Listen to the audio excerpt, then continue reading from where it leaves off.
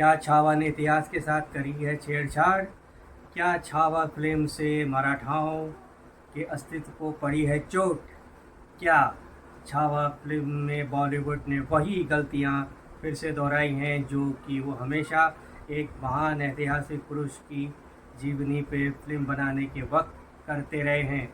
देखते हैं अब हमारे सिने ब्लूज़ के छावा के रिव्यू में।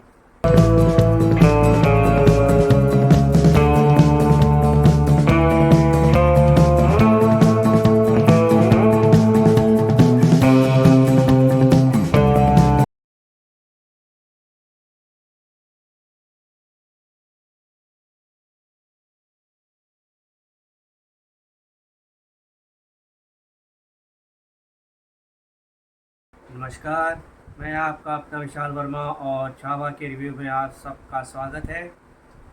छावा ये एक वॉर बायोपिक फिल्म है छत्रपति संभाजी महाराज और मुग़ल बादशाह औरंगज़ेब के बीच जो एक ऐतिहासिक लड़ाई हुई थी, उस पर आधारित इस फिल्म को डायरेक्ट किया है लक्ष्मण उटेकर ने।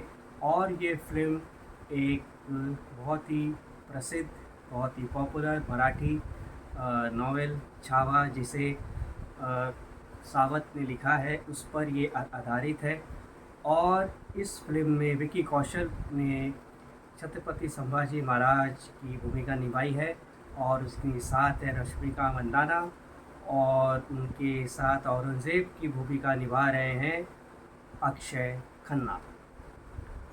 तो बात करते हैं कि जो सवाल इस तरह की फ़िल्मों के साथ हमेशा से जुड़े रहते हैं और हमेशा लोग इस बात को पॉइंट आउट करते हैं कि जब भी कोई ऐतिहासिक फिल्म बॉलीवुड से आती है तो हमेशा इतिहास के साथ छेड़छाड़ की गई है, इतिहास के साथ ये किया है, वो किया है। तो उसके बारे में पहले बात कर लेते हैं। तो छावा में इतिहास के साथ छेड़छाड़ वाली जो बात है, उसमें ये मैं कहना चाहूँगा कि छावा की जो कहानी है, संभाजी महाराज की जो कहानी है, उसमें से छावा में सिर्फ एक हिस्सा लिया गया है।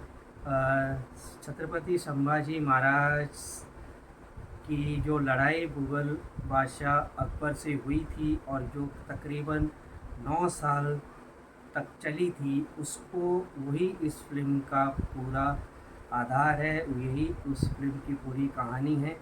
और इसमें किस तरह से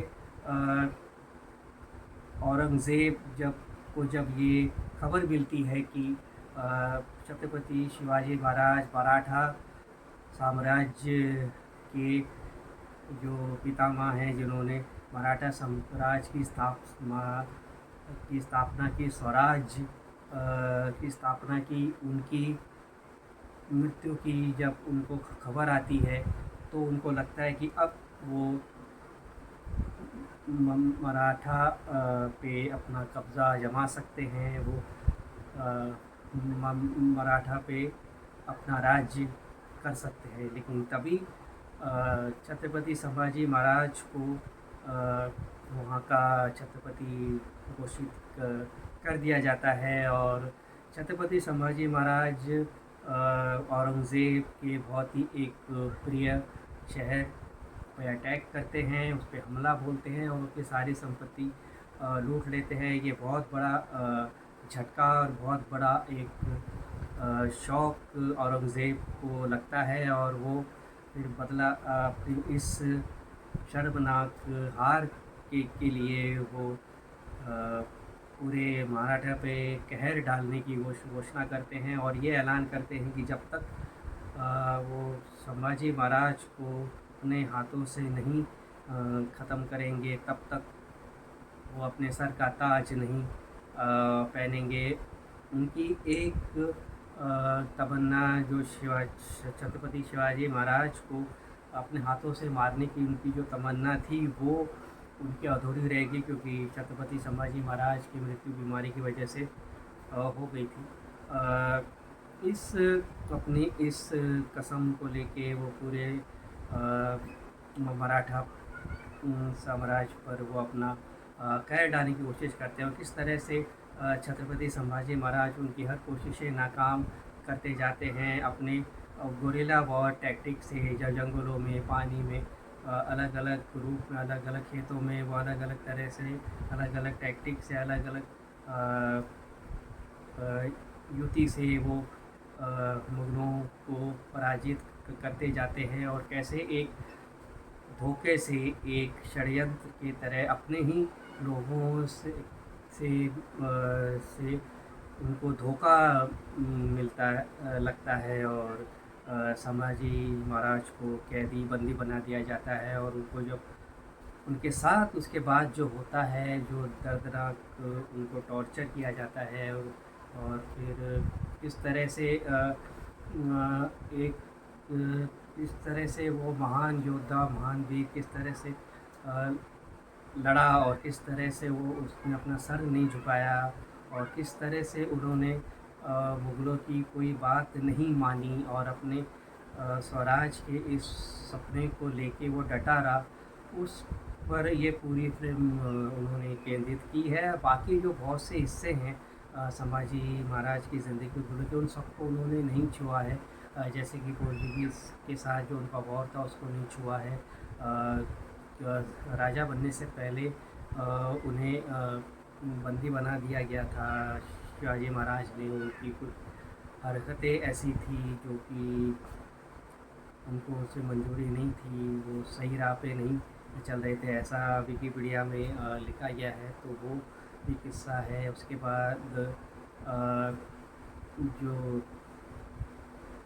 और जो उनके ज़िंदगी के जो पहलू हैं, जो कहा जाता है, वो कहते हैं, और जो यहाँ किया गया था कि एक दौर था जो वो अपनी अय्याशियों के लिए, इन सारी बातों को इस में नहीं लिया गया है, बल्कि इस छत्रपति संभाजी महाराज जो कि बहुत ही महान योद्धा थे, बहुत ही बहादुर थे, और किस तरह से उन्हें लाखों मुगलों का सामना अपनी छोटी सी हज़ारों की सेना के साथ उन्होंने किस तरह से डट कर एक शेर की तरह उन्होंने उनका सामना किया, उस पर ये फिल्म पूरी केंद्रित है। हालांकि छत्रपति संभाजी महाराज बहुत ज्ञानी थे, और उन्होंने बहुत संस्कृत का बहुत अच्छा उनको ज्ञान था, और कविता भी जानते थे, और बहुत अच्छी कविता भी वो करते थे। इन सब का कविता का पहलू इसके अंदर है, पर उनके ज्ञान के स्कॉलर होने का पहलू इसके अंदर नहीं है। अब देखते हैं कि फ़िल्म में जो उन्होंने जिसकी सबसे बड़ी बात है विकी कौशल, और सबसे प्लस पॉइंट इसका है विकी कौशल ने जिस तरह से छत्रपति संभाजी महाराज का किरदार अपने पूरे शरीर में, दिल में, दिमाग में, आत्मा में बिठाया है, वो देखते ही बनता है। उनका एक रौब, उनका जिस तरह से वो धारते हैं स्क्रीन पे, जिस तरह से उनके एक्शन है, काबिल तारीफ़ है, लोग तालियाँ बजाएंगे। ख़ास करके महाराष्ट्र और पुणे के रीजन में, इस रीजन में उनकी इस छवि को लेके उनकी फ़ैन फॉलोइंग अच्छी खासी बढ़ सकती है। लोग उनको, और ये बहुत ज़्यादा लोग उनको बहुत ज़्यादा प्यार करेंगे, और ये उनका विकी कौशल का सबसे पॉपुलर, सबसे मासी, सबसे पॉपुलर, सबसे ज़्यादा एक्शन और सबसे हार्डकोर अवतार स्क्रीन में देखने को मिला है। उन्होंने कमाल का काम किया है, वो दिखते भी बहुत ज़बरदस्त हैं अपने इस गेटअप में, और जिस तरह से वो चलते हैं, जिस तरह से वो मराठी एसेंट में उन्होंने जो बात की है, जिस तरह उनकी डायलॉग डिलीवरी है, जिस तरह से उनका एक्शन है, माइंड ब्लोइंग, माइंड फंटाबुलस, उनका जो काम है incredible, out of the world, outstanding काम उन्होंने किया है। और लास्ट की जो पिक्चर के जो आधा घंटा है उसमें तो सनसनी दौड़ जाती है, पूरे गूस बम्स निकलते हैं कि फिल्म की वो असली जान वो लास्ट के आधा घंटा है। एक्शन जो है बहुत ही कमाल का एक्शन है, लेकिन एक्शन बहुत ज़्यादा ब्लड है, इसे बहुत ज़्यादा खून खराबा है, ये बारबारिक है एक्शन, इसमें बहुत ज़्यादा दिल को दहला देने वाला। अगर आपका दिल कमज़ोर है तो आपको ये एक्शन आपको हो सकता है कि शायद बर्दाश्त ना हो। एक्शन कमाल का है, डायरेक्शन इसका अच्छा है, इसके सेट डेकोरेशन बहुत अच्छे हैं, इसकी प्रेजेंटेशन बहुत अच्छी है। विकी कौशल के बाद रश्मिका मंदाना ने भी बहुत अच्छा इसके अंदर बहुत खूबसूरत दिखी हैं, उनके कॉस्ट्यूम्स भी बहुत अच्छे से डिज़ाइन किए गए हैं, बहुत खूबसूरत लगी हैं। उनका भी एक पार्ट है फिल्म में, वो भी अपना एक प्रभाव फिल्म के अंदर अच्छा खासा छोड़ती हैं। औरंगज़ेब की भूमिका में जहाँ तक अक्षय खन्ना का सवाल है, लाजवाब काम का एक ठहराव, जिस तरह से अपनी डायलॉग डिलीवरी वो करते हैं, वो एक तो उनका जो इस तरह से मेकअप किया गया है वो काबिल तारीफ़ है, पहचान में नहीं आ पाते हैं, और जिस तरह से अपने डायलॉग बोलते हैं और जो उन्होंने काम किया है वो देखते ही मन बनता है। औरंगज़ेब की भूमिका में वो बहुत ही ज़बरदस्त आउटस्टैंडिंग उन्होंने काम किया है। उसके बाद बारी आती है आशुतोष राणा की, जो इस फिल्म में उनके मामा की भूमिका है, जो वीर सरासकर जिनके बारे में हम जो जानते हैं, जो उन्होंने एक लड़ाई जो लड़ी थी जिसमें उनकी मृत्यु हो गई थी, वही भूमिका उन्होंने निभाई है वहीं की, और बहुत ही अच्छा उन्होंने अभिनय किया है, बहुत कमाल के अभिनेता हैं। और उनकी हिंदी भी बहुत अच्छी है, लेकिन अनफॉर्चुनेटली वो एक मराठी फिल्म में हिंदी बोलते हैं तो पूरी वो एमपी वाली हिंदी उनकी लगती है। थोड़ा सा मराठी टंग, थोड़ा सा एसेंट उस फिल्म उन्होंने अगर दिया होता तो अच्छा होता था। और इस फिल्म के सबसे एक बड़ी सरप्राइज़ जो है वो है विपरीत कुमार सिंह, जिन्होंने कमाल का कवि कलश का उन्होंने जो रोल प्ले किया है, काबिल तारीफ़ है, एक्स्ट्रा ऑर्डिनरी काम उन्होंने किया है।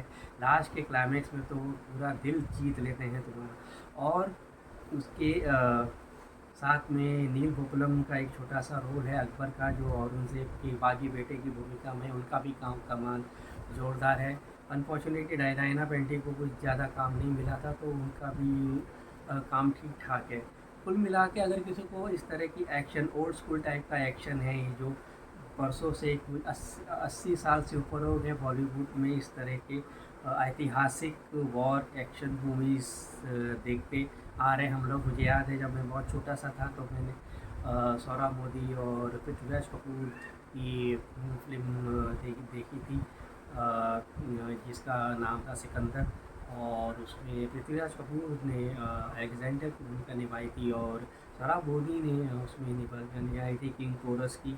और तब से लेके काफ़ी एक्शंस, हिस्टोरिकल एक्शन मूवीज़ आती गई हैं, और उनका एक अलग, ये अलग जॉनर है, ये अलग ही एक उत्साह पैदा करता है, ओल्ड स्कूल टाइप का होता है, और बहुत ही इंटरेस्ट कॉस्ट्यूम होता है, हाई ड्रामा होता है, लेकिन इसके इतिहास जुड़ा होता है। फॉरेन की फिल्म में आप देखें तो 10 कमांड देखें तो उसके अंदर बैन हर फिल्म है, ग्लैडिएटर है, इस तरह की फिल्में हैं, तो उस तरह की कैटेगरी में फिर आती हैं। फिर पद्मावत बनी, फिर तानाजी लेटेस्ट जो है, 5 साल पहले एक और मराठा की फिल्म आई थी तानाजी। अब उसके बाद 5 साल के बाद ये फिल्म आई है, और उसमें एक तानाजी में जो एक के बाद पद्मावत में खिलजी करके जो कैरेक्टर था वो दिलो दिमाग पे छा गए थे रणवीर सिंह, और इसमें छावा की भूमिका में विकी कौशल काफ़ी कुछ प्रभावित करके जाते हैं। इसका जो है एक जो इसके जो माइनस पॉइंट है वही है कि इतिहास का सिर्फ इतना सा ही हिस्सा उन्होंने लिया है, बाकी उन्होंने छुआ तक नहीं है। तो ये कुछ समझ में नहीं आता कि ये जो कैरेक्टर है संभाजी महाराज का, वो उनका पिछला बैकग्राउंड क्या है, आगे क्या है, उनके कैरेक्टर ट्रेट्स क्या हैं, वो सब इस फ्लैट एक ही डायरेक्शन पे फिल्म चलती है, एक ही मकसद लगता है इसका कि जाना है, हराना है, बस यही है। और इसके आगे क्या होता है वो उतना कुछ उसमें नहीं हो पाता। और दूसरी इसके अंदर जो बात है, इसका एक्शन है जो बहुत ही गोरी है, तो काफ़ी कुछ ऑडियंस इससे कट भी सकती हैं। और दूसरी एक बात है कि बहुत ही सेफ और बहुत ही संभल कर ये फिल्म बनाई गई है, और छत्रपति संभाजी महाराज के ऊपर फिल्म बनाने का एक क्या रीज़न हो सकता है, जो कि एक्चुअली अगर देखा जाए तो वो जंग हार गए थे, और उनको बहुत ही बुरी तरह टॉर्चर किया था, और उनको किस तरह से उनकी डेथ हुई, किस तरह से उनकी मृत्यु हुई थी, ये भी एक मुद्दा बना हुआ है। कोई कुछ कहता है, कोई कुछ कहता है, कोई कुछ कहता है कि काट दिया, कोई टुकड़े पूरे कर दिए गए थे, कोई और कुछ कहता है। बहुत से वर्जन्स हैं इसके अंदर। हालांकि इस फिल्म में उस चीज़ को नहीं उन्होंने दिखाया है, उन्होंने सेव किया, नहीं तो पता नहीं क्या होता, पिक्चर शायद रिलीज़ भी नहीं पाती। तो सेफ रहने के लिए उन्होंने फिल्म की है, तो यही बजट किस लिए किया जा रहा है, छत्रपति शिवाजी महाराज के ऊपर फिल्म बना देते तो क्या बिगड़ जाता।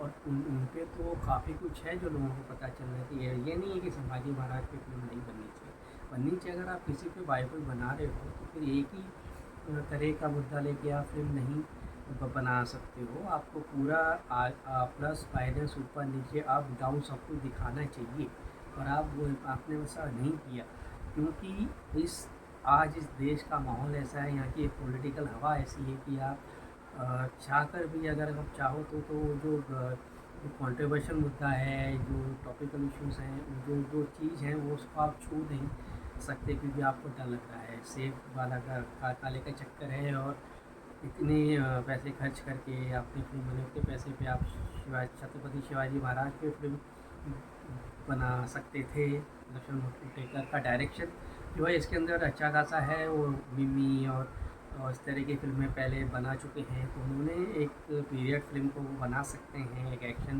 पीरियड फिल्म बना सकते हैं। उन्होंने अपने आप को साबित किया है। तो कुल मिलाकर एक जिस जॉनर की उन्होंने फिल्म बनाई उस जॉनर में फिल्म अच्छी है।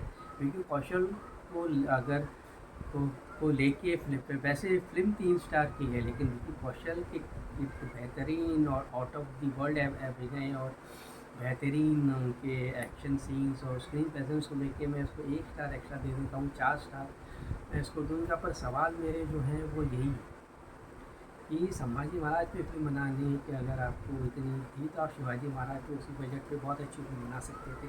तो ज़्यादा जगह उसकी रीच भी होती, ज़्यादा पॉपुलैरिटी भी थी, और ज़्यादा उसको लोग भी जाते हैं। और आपको जो हरकत करनी पड़ती है आजकल के फिल्म वालों को रिलीज़ के पहले, बल्क बुकिंग कहते हो कहो, या डिस्काउंट पे ऑफर करो, या जो भी करो, उसको इस बल्क बुकिंग और कॉर्पोरेट बाइंग को करने की ज़रूरत नहीं पड़ती।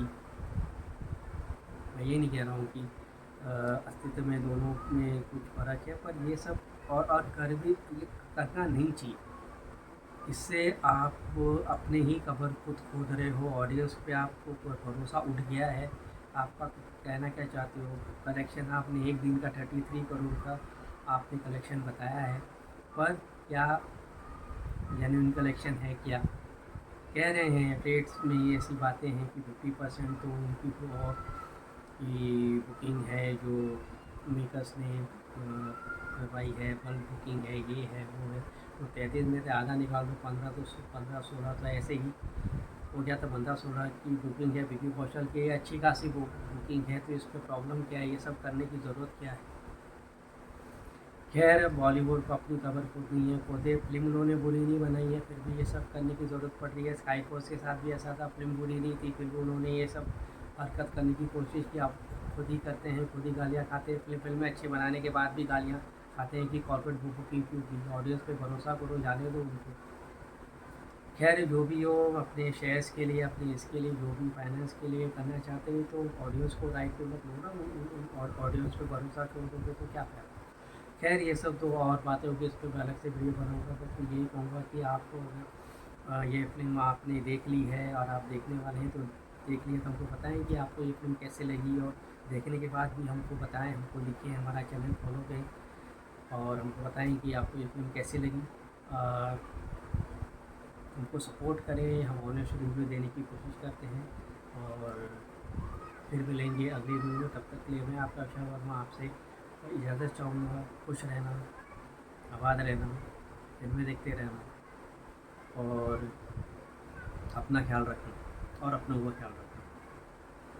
धन्यवाद। जय हिंद, जय महाराष्ट्र, जय शिवाजी, जय संभाजी।